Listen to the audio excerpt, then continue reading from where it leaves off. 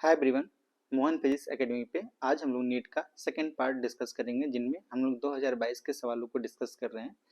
इस पार्ट में हम लोग question number 14 to question number 28 तक डिस्कस करेंगे। तो देखिए, आज के सवालों को हम लोग देखिए शुरू करते हैं। पहला सवाल देखिए क्या है, question number 14। An ideal gas undergo 4 different process from the same initial state as shown in the figure. हमें ग्राफ में प्रेशर और वॉल्यूम के बीच का ग्राफ दिया गया है, जिसमें से ये प्रोसेस दिखाया गया है। हमसे पूछा गया है 1 2 3 4 कौन से प्रोसेस हैं, कौन कौन से प्रोसेस के नाम दिए गए, adiabatic, isothermal, isobaric and isochoric. तो देखिए हम लोग देखते हैं कौन सा प्रोसेस कौन सा। अगर हम लोग वन को देखें तो अपने को ये दिख रहा है कि एट द कांस्टेंट प्रेशर है, देखिए सॉरी एट कांस्टेंट वॉल्यूम पे है, तो उसको हम लोग क्या बोलते हैं, वन कांस्टेंट वॉल्यूम। क्लियर है? इसका मतलब ये क्या है, आइसो कोरिक। ठीक है क्या? फोर्थ देखिए, ये क्या है, एट कांस्टेंट प्रेशर, तो ये क्या है, आइसो बेरिक, आपने पढ़ा होगा। अब ये फर्स्ट हो गया, ये फोर्थ हो गया। अब रही बात सेकंड और थर्ड की, तो आपको पता है पी वी का जो ग्राफ होता था, P V is equal to constant. ठीक है, तो ये क्या होता था, आइसोथर्मल। ये क्या होता था, आइसोथर्मल। तो उसका भी ग्राफ अपने को कैसे मिलता था, याद हो आपको तो, पीवी ऐसे। ठीक है, या मैं थोड़ा सा और अच्छे से बनाऊं तो इस तरीके से। ठीक, और अगर आपको एडियाबेटिक का इक्वेशन याद हो तो उसका हम लोग लिखते थे पीबी के power gamma is equal to constant. तो दोनों ही 3 और 2 दोनों ही पीवी के बीच का जो ग्राफ है, या तो आइसोथर्मल हो सकता है या तो एडियाबेटिक होता है। लेकिन हम लोगों ने ये भी सीखा था कि जो पीबी की पावर गामा है उसकी वजह से जो एडियाबेटिक का ग्राफ होगा वो स्टीव होगा और डाउन में होगा। तो ये बात कंफर्म होती है कि थर्ड वाला क्या है, ये क्या है, आइसोथर्मल, और 2 क्या है, एडियाबेटिक। तो 2 क्या है, एडियाबेटिक,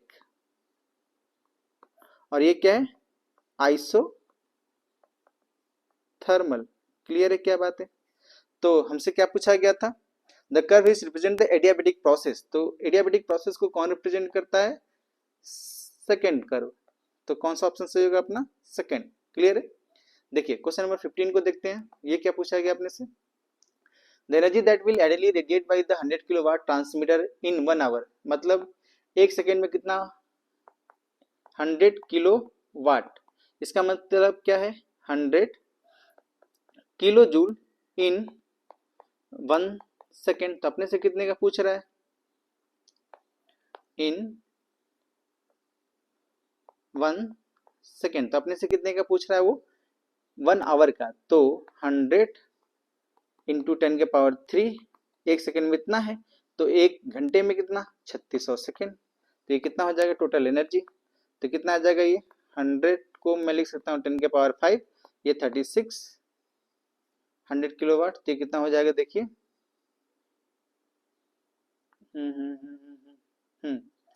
3600, ये हो जाएगा 36 इंटू 10 के power 7 joule.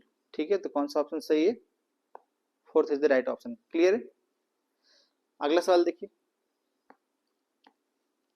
the ratio of the distance traveled by the freely falling body in the first, second, third and fourth second, nth second की बातें कर रहा है और फ्री फॉल है। ठीक है, बॉडी का क्या है, फ्री फॉल है। देखिए ये यहाँ से मैं फ्री फॉल कराता हूँ किसी भी हाइट से, ऐसे ऐसे। तो मुझे पता है nth का फॉर्मूला हम लोगों ने क्या सीख रखा है, S N is equal to u plus a by two, constant acceleration के लिए ही वैलिड है, 2n-1। चूंकि फ्री फॉल है तो इनिशियल वेलोसिटी 0। तो S1 की वैल्यू में क्या लिखूंगा, देखिए फर्स्ट सेकेंड के लिए, तो ये 0 प्लस ए की जगह क्या हो जाएगा, g/2, और 2 इंटू 1 माइनस 1। क्लियर? S2 क्या लिखूंगा, देखिए 0 plus g/2, 2 into 2 minus 1 second के लिए। S3 क्या लिखूंगा, देखिए अगेन 0 प्लस g/2, ये कितना हो जाएगा, 2 इंटू 3 माइनस 1। S4 को क्या लिखूंगा, 0 प्लस g/2, 2 इंटू 4, अपने को फोर्थ सेकंड का -1। अब इनको सॉल्व करते हैं। देखिए ये कितना आएगा अपने पास, ये कितना हो जाएगा 2 - 1 1, तो ये g/2 हो जाएगा। ये कितना हो जाएगा 2 3g/2 हो जाएगा। ये कितना हो जाएगा देखिए 2 3 5g/2 हो जाएगा। और ये देखिए कितना हो जाएगा 7g/2। चूंकि हमसे रेशियो पूछा गया है, ratio S1:2 S2 S3 S4, तो मैं लिखूंगा g/2 S2 3g/2, ये 5g/2 और ये 7g/2। तो अपने पास क्या आ जाएगा आंसर 1:3:5:7। क्लियर है? तो कौन सा आंसर है अपने पास, देखिए 1357, ये second is the right answer. Clear है? क्वेश्चन नंबर 16 देखिए क्या पूछा गया अपने से। गिवन स्टेटमेंट हमें दो दिए गए हैं। Biot-Savart law gives us the expression for the magnetic field strength at the infinity small current element of the current carrying conductor. हाँ ये बात सही है। Biot-Savart law is analogous to Coulomb's inverse square law of the charge q, with the former being related to the field produced by the scalar source ideal, while the latter being produced by the vector source q। तो अगर आपको याद हो तो Biot-Savart law से हम लोग लिखते थे mu naught by 4 pi I dl cross r, ठीक है, या सीधे सीधे हम लोग बोलते थे आई dl ही होता था,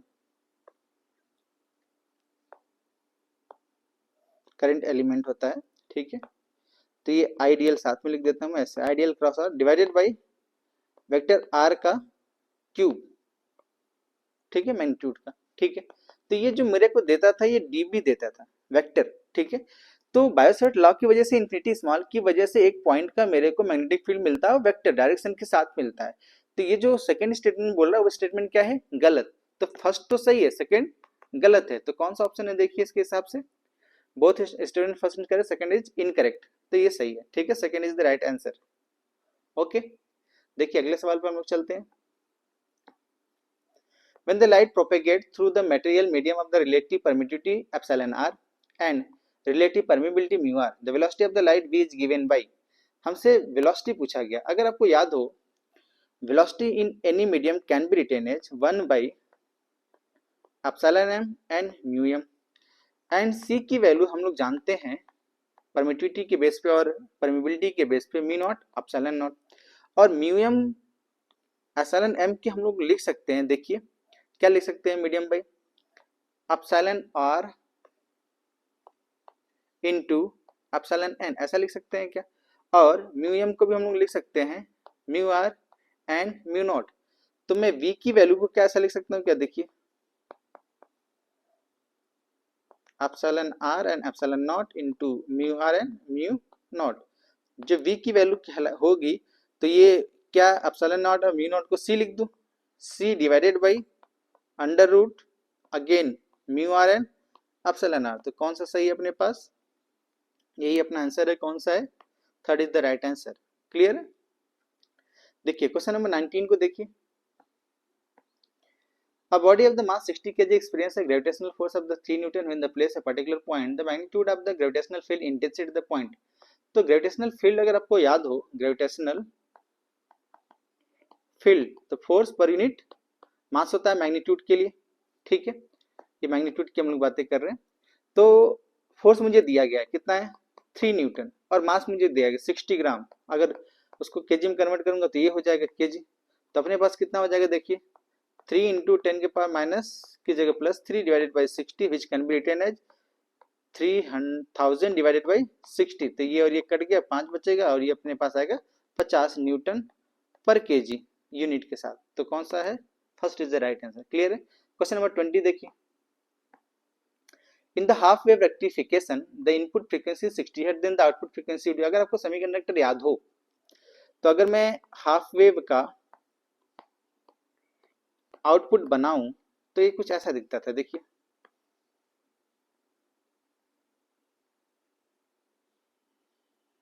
ऐसे था, और ये एक टाइम पीरियड, ये एक टाइम पीरियड ऐसे। और किसके लिए हुआ करता था, अगर आपको और आगे, ये तो आउटपुट बनाया हमने, इनपुट क्या होता था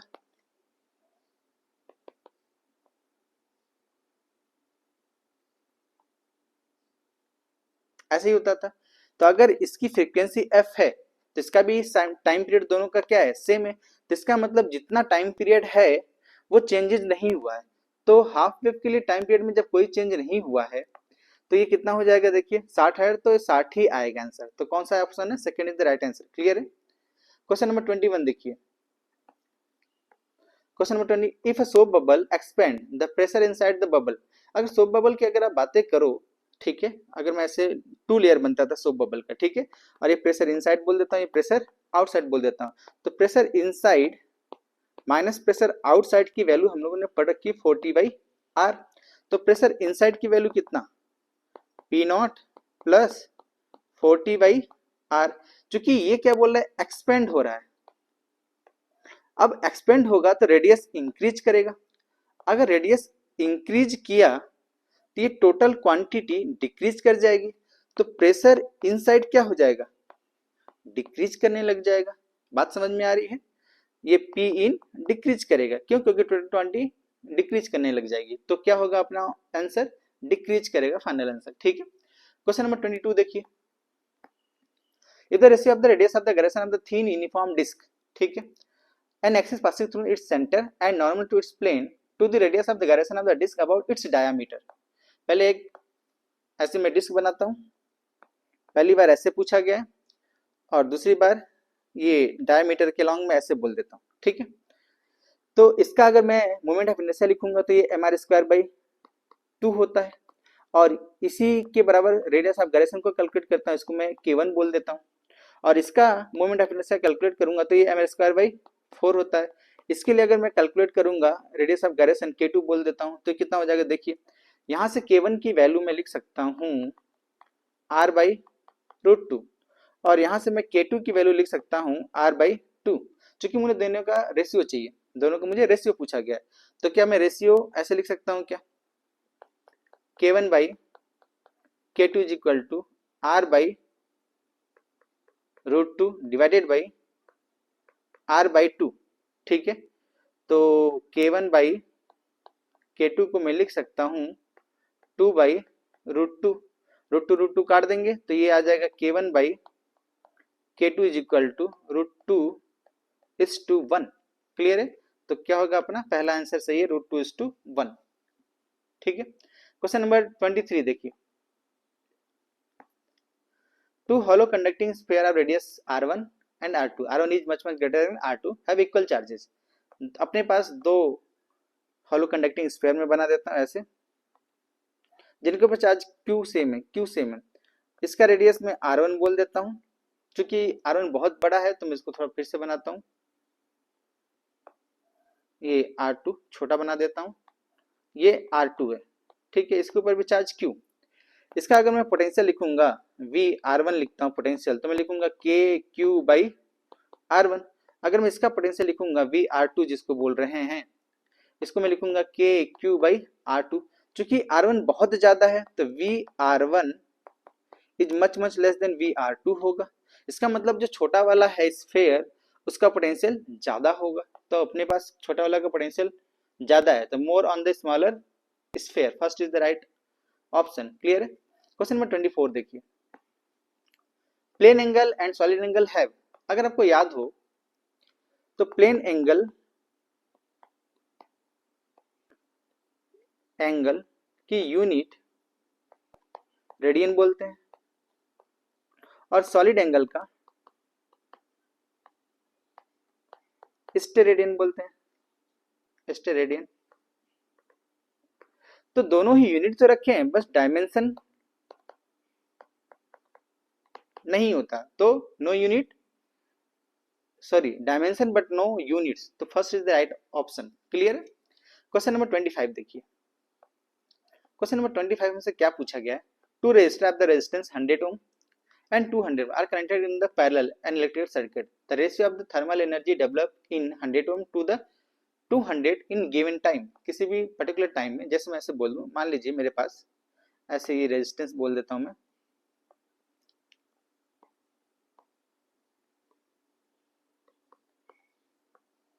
बैटरी सेम कनेक्ट कर देता हूं मैं V, और इसको मैं 100 बोल देता हूं, इसको मैं 200 बोल देता, चूंकि अगर इसको आप 0 बोलते हो तो इसको v बोलूंगा। तो अगर मुझे हीट लिखना हुआ, मैं 100 ऐसे लिखता हूं, तो मैं ऐसे लिखूंगा v square by r power होता है इनटू टाइम, गिवन टाइम। तो मैं देखो v square by r, r की वैल्यू कितनी 100 इंटू गिवन टाइम। तो h 200 जब मैं लिखूंगा तो ऐसे लिखूंगा क्या, again v square by 200 into used formula के लिए मैं हीट के लिए क्या, v square by r into t होता है, सिंपल। तो मैं ऐसे बोल दूंगा v square divided by 200 into t. अब दोनों का रेशियो चाहिए मेरे को, दोनों का ratio h1 100 divided by h 200। तो देखिए B square by R, B square by T और B square by T cut जाएगा, तो अपने पास बचेगा 1 बाई 100 इंटू 200, यही बचेगा। तो ये रेशियो जो आएगा सॉल्व करने के बाद, इनको मैं लिख देता हूं, ये हो जाएगा h 100 divided by h 200 is equal to 2:1। तो कौन सा ऑप्शन सही है, अपना फर्स्ट ऑप्शन ही सही है, 2:1। क्लियर है। ये अगले सवाल 26 को देखते हैं हम लोग। देखिए, angular speed of the fly wheel moving with uniform angular acceleration changes from 1200 RPM to 3120 RPM in 16 second. ठीक है, तो अगर आपको एंगुलर एक्सेलरेशन याद हो तो हम लोग लिखते हैं delta omega divided by delta T, means omega 2 minus omega 1 divided by T2 minus T1, ऐसे बोल देता हूँ।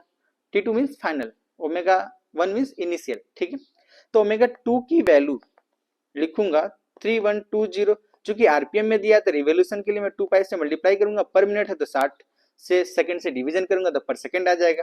ठीक है, तो ये रेडियन पर सेकंड यूनिट के साथ आ जाएगा। ठीक, तो अपने को ओमेगा 1 भी ऐसे लिखना पड़ेगा। तो ओमेगा 1 की वैल्यू मैं क्या लिखूंगा, देखिए 1200 गुणे 2 पाई डिवाइडेड बाई 60। क्लियर है। अब मुझे इन दोनों को चेंज लेना है, तो मैं देखिए अगले पेज पे करता हूं, alpha is equal to omega 2, तो 3120 into 2 pi divided by 60 minus 1200 into 2 pi divided by 60, total time 16 minus 0 ऐसे बोल देता हूँ। तो अल्फा कैलकुलेट करना है, तो 2 पाई बाई 16 कॉमन ले लेता हूँ मैं, 2 बाई 16 कॉमन ले लेता हूँ, और ऊपर क्या बचेगा देखिए 3120 माइनस 1200 डिवाइडेड बाई 16। अब 3120 का अगर आप माइनस करोगे तो कितना बचेगा, देखते हैं इसको। ये हो जाएगा, देखिए 1120 plus 800 19220 into 2 pi divided by 60 divided by 16 और नीचे 16। तो ये जीरो ये कैंसिल हो जाएंगे, देखिए ये 0 और 0 गए 6, तो ये 6 त्रिकटा 6 दूनी 12 32, 16 से उड़ा देते हैं इसको, तो ये 2 आ जाएगा। देखिए तो अपने पास आंसर कितना हो जाएगा टोटल, ये कितना 2। ठीक है, तो ये आंसर कितना हो जाएगा, देखिए 4 पाई रेडियन पर सेकेंड स्क्वायर। क्लियर, तो कौन सा ऑप्शन सही है, 4 पाई रेडियन पर second square, first is the right answer. Clear है। क्वेश्चन नंबर 27 देखिए, question number 27, a spherical ball is dropped in a long column of the highly viscous liquid, the curve in the graph shown which will represent the speed of the ball। अगर आपको terminal velocity याद हो, जैसे मान लीजिए ये बहुत ही ज्यादा लिक्विड भरा हुआ है, यहाँ मैं एक बॉल ऐसे गिराऊं, ठीक है, ये बॉल नीचे आएगा और इसके अंदर क्या भरा हुआ है, लिक्विड फील है जो हाईली विस्कस है। तो मुझे पता है इसके ऊपर लगने वाले फोर्स क्या है, यू होगा, अपवर्ड फोर्स या वैंसी फोर्स, प्लस कुछ ही समय में इसकी जब वेलोसिटी आने लग जाएगी, अच्छा मैं इनिशियल कंडीशन लिखता हूँ, ऐसे लिखता हूँ, देखिए यूज अब थ्रस्ट फोर्स और mg होगा। तो चूंकि mg ग्रेटर है, mg बड़ा है, mg इज ग्रेटर देन अब थ्रस्ट फोर्स, तो ये नीचे आएगा। कुछ जैसे ही वेलोसिटी गेन करेगा, जैसे ही वेलोसिटी गेन करेगा तो एक विस्कस फोर्स लगना स्टार्ट होगा, विस्कस फोर्स। तो अब ये एक्सप्रेशन कुछ ऐसा हो जाएगा क्या, M G is equal to u plus 6 pi eta r v t. ठीक है, तो हम लोगों ने पढ़ रखा है कि वीटी क्या है, टर्मिनल वेलोसिटी, और जाते जाते एक जगह ये बैलेंस हो जाएगा तो उसमें कांस्टेंट हो जाएगा, उसके बाद वेलोसिटी नहीं बढ़ेगी। इसका मतलब ये हुआ कि जैसे ही ये नीचे आना शुरू करेगा वेलोसिटी इंक्रीज करेगा, first velocity increase then constant. तो इस ग्राफ में से देखने के बाद मुझे कौन सा वेलोसिटी बढ़ते हुए लग रहा है, उसके बाद कांस्टेंट होने जा रहा है। देखिए तो देखेंगे तो क्वेश्चन बी ये क्या हो रहा है, धीरे धीरे बढ़ रहा है, देखिए उसके बाद ये कांस्टेंट की तरफ बढ़ रहा है। ठीक है, तो कौन सा ऑप्शन सही है, B is the right option. Clear है। क्वेश्चन नंबर 28 को देखते हैं हम लोग। देखिए, a light ray fall on the glass surface of the refracting index √3 at angle of the 60 degree, the angle between the reflected and reflected ray would be. अगर आपको, अच्छा इस सवाल को हम दोनों तरीके से कर सकते हैं, रे ऑप्टिक्स का भी यूज कर सकते हैं, नहीं वेव ऑप्टिक्स हमने पोलराइजेशन पढ़ा होगा। तो जैसे मान लीजिए अपना रे ऑप्टिक्स है, सॉरी ये अपना ग्लास है और ये अपना नॉर्मल हमने बना दिया, इस पर एक लाइट इंसिडेंट हुई, कितने डिग्री पे हुई है, चूंकि ये बोला है कि रिफ्लेक्ट भी कर रहा है और रिफ्रैक्ट भी कर रहा है, तो इनके बीच का एंगल हमसे पूछा गया। ठीक है, तो अगर हमने पढ़ रखा हो Brewster angle tan theta is equal theta B, जिसको हम लोग क्या बोल देते हैं, Brewster angle is equal to reflecting index of the material. यदि इंसिडेंट एंगल पे अगर ऐसा एंगल जिसमें रिफ्लेक्टेड और रिफ्रैक्टेड रेस के बीच का एंगल 90 डिग्री हो जाए, वो एंगल ही ब्रेविस्टर एंगल कहलाता था और उसका रिफ्लेक्टिंग इंडेक्स मटेरियल के बराबर होता था। यदि मैं ये चेक करूं कि ये जो इंसिडेंट एंगल है क्या रिफ्लेक्टिंग इंडेक्स के बराबर है, अगर ऐसा होता है तो इसका मतलब ये ब्रेविस्टर एंगल को फॉलो कर रहा है, ब्रेविस्टर लॉ को फॉलो कर रहा है। इसका मतलब रिफ्लेक्टेड और रिफ्रैक्टेड के बीच का एंगल कितना होगा, 90 डिग्री होगा। तो देखिए इंसिडेंट एंगल मुझे दिया गया है कितना, 60 डिग्री, तो ये कितना है, √3 के बराबर। और इसका मतलब ये जो √3 है यही तो रिफ्रैक्टिव इंडेक्स दे रखा है, देखिए √3 के बराबर। इसका मतलब इनके बीच का एंगल ऑफ ऐसे मैं बोल देता हूं, रिफ्लेक्टेड एंड रिफ्रैक्टेड के बीच का एंगल कितना होगा, 90 डिग्री। तो कौन सा ऑप्शन सही है, 90 डिग्री। आई होप ये बातें आपको समझ में आई होंगी। आप जितना प्रैक्टिस करोगे उतना बेहतर समझ में आएगा। Wait for the next part. Thank you.